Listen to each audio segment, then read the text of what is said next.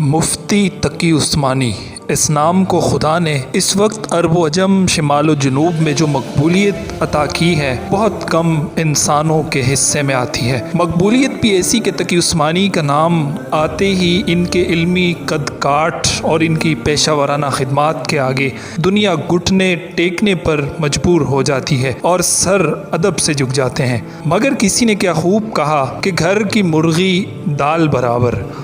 اسے خوش قسمتی کہیے یا بدقسمتی کہ مفتی تقی عثمانی کا تعلق وہاں سے ہے جہاں لوگ زندوں کی نہیں مردوں کی قدر کرتے ہیں۔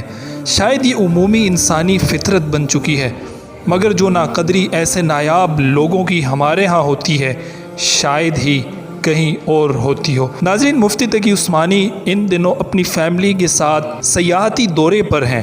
گزشتہ روز سوشل میڈیا پر ایک ویڈیو وائرل ہوئی جس میں کئی گاڑیاں یکے بعد دیگرے آتی دکھائی دے رہی ہیں۔ سوشل میڈیا صارف نے اس ویڈیو کو کیپشن دیتے ہوئے لکھا کہ مفتی تقی عثمانی کا زبردست پروٹوکول۔ اب خدا جانے کہ یہ ویڈیو واقعی مفتی صاحب کے پروٹوکول کی ہے یا نہیں، کیونکہ پوری ویڈیو میں کہیں بھی مفتی تقی عثمانی کا سایہ تک نہیں۔ چلے فرض کر لیں یہ پروٹوکول انہی کا ہے، تو کیا سوات جیسے علاقے میں جہاں ان دنوں حالات ایسے ہیں کہ ایک عام آدمی بھی بچا کر چلنے پر مجبور ہو، وہاں ایسی شخصیت جس کے سر پر کئی سارے فتووں کا بوجھ ہو اور وہ حق گوئی کے ان فتووں تلے دبے ہوئے ہوں، ایسے شخص کا بنا سیکورٹی گھومنا خود کو موت کے منہ میں دینے کے مترادف نہیں ہے؟ جس ملک کا کمشنر اور ڈپٹی کمشنر آگے پیچھے 6 گاڑیاں لے کر پروٹوکول کے نام پر شاہ خرچیاں کرتے ہوں، وہاں وقت کے شیخ الاسلام کو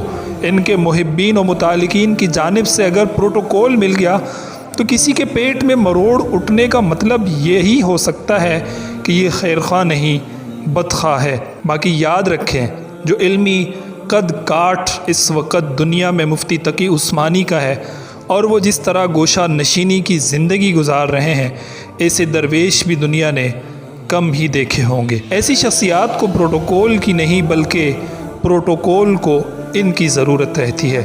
خدا تقی عثمانی کو سلامت رکھے تاکہ امت اس مرد درویش سے مستفید ہوتی رہے۔